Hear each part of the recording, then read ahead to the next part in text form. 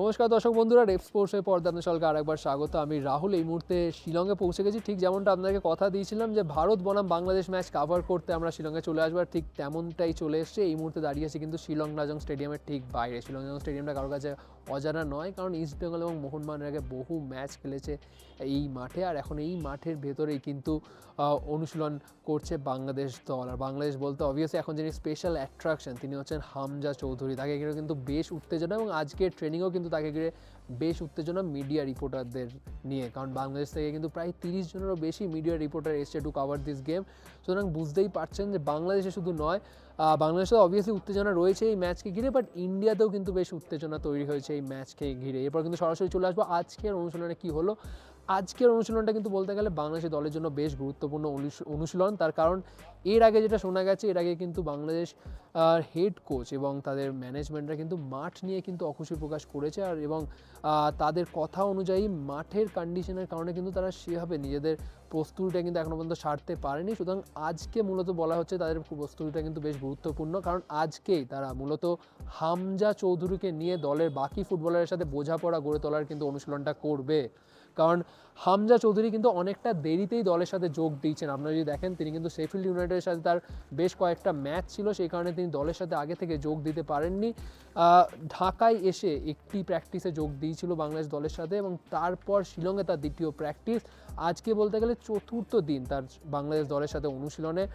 সুতরাং এখনও কিন্তু দলের বাকি ফুটবলারের সাথে কিন্তু তার বোঝাপড়াটা গড়ে ওঠেনি, যেটা কিন্তু খুবই দরকার। কারণ বাংলাদেশ উইদাউট এনি ডাউট তিনি কিন্তু টপ নচ একজন ফুটবলার, বাট বাকি বাংলাদেশের ফুটবলাররা কিন্তু তাদের কিন্তু যে একটা মিডিওক্রিটি রয়েছে, সুতরাং তাদের মিলিয়ে একটা যে ব্যালেন্স তৈরি করা দরকার, সেটাতে কিন্তু ফোকাস দিচ্ছে জাভিয়ার ক্যাবরেরা। আর যেটা জানা যাচ্ছে যে আজকের এই ট্রেনিং সেশনেই কিন্তু জাভিয়ার ক্যাবরেরা উন্নত ম্যাচ সিচুয়েশন এবং ম্যাচ কম্বিনেশন গড়ে তোলার চেষ্টা করবে হামজা চৌধুরী এবং বাকি ফুটবলারদের সাথে। 25শে মার্চ ইন্ডিয়া বনাম বাংলাদেশ ম্যাচ, আর যার আগেই বেশ অনেক কিছু কিন্তু ঘটে গেছে এই শিলংয়ে। তার কারণ অনেক কিছু জানা গেছে, যেটা হচ্ছে বাংলাদেশের যে হেড কোচ জাভিয়ার ক্যাবরেরা, তিনি কিন্তু মাঠ নিয়ে বেশ কয়েকবার অখুশি প্রকাশ করেছে। বাট পরে যেটা প্রকাশ্যে এসেছে সেটা হচ্ছে এই বাংলাদেশের দলের কিন্তু শিলংয়ে আসার কথা ছিল 22শে মার্চের পর, যেটা মূলত নিয়ম থাকে এএফসি কম্পিটিশনের লোকাল অর্গানাইজিং কমিটি, যেটা এখানে কিন্তু মেঘালয় ফুটবল অ্যাসোসিয়েশন এবং এআইএফএফ, তাদের দায়িত্ব থাকে কিন্তু ভিজিটিং দল যারা দল আসছে তাদেরকে ম্যাচ ডে -2 ম্যাচের আগে দুদিন তাদেরকে ট্রেনিং গ্রাউন্ড দেওয়া হবে। আর সেই ক্ষেত্রে বাংলাদেশ যেহেতু প্রায় 4 দিন আগে এসে হাজির হয়েছে শিলংয়ে, আর সেখানেই কিন্তু অনেকটা ডিফিকাল্টি ফেস করতে হয়েছে এই মেঘালয় ফুটবল অ্যাসোসিয়েশনকে।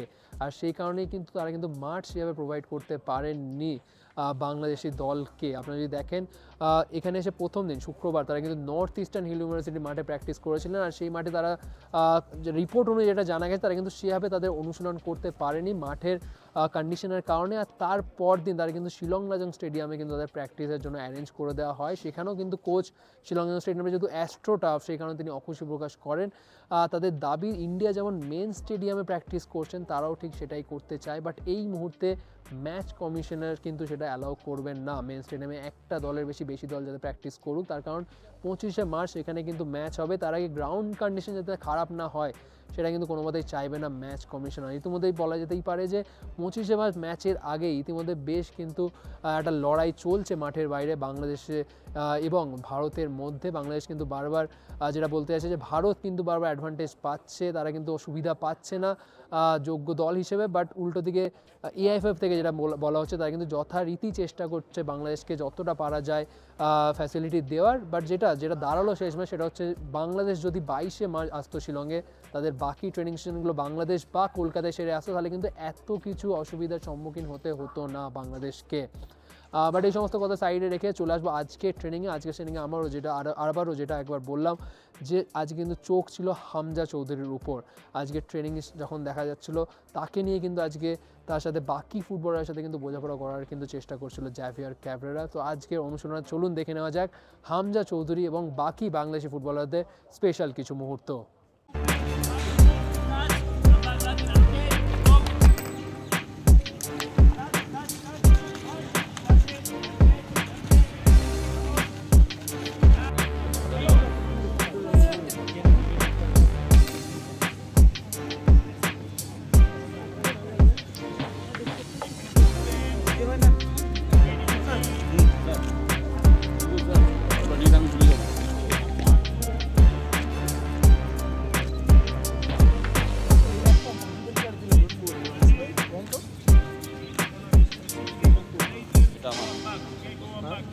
এটা তো হচ্ছে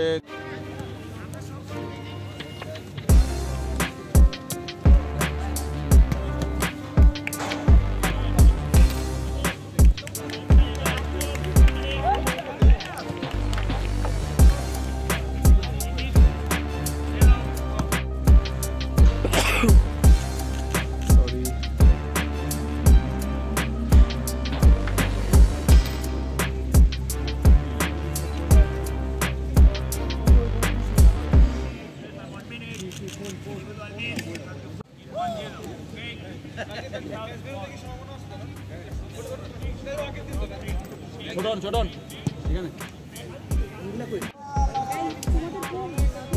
ছোটন একটু ভিডিও ঢোকেন সবাই প্লিজ একটু ভিডিও ঢোকেন প্লিজ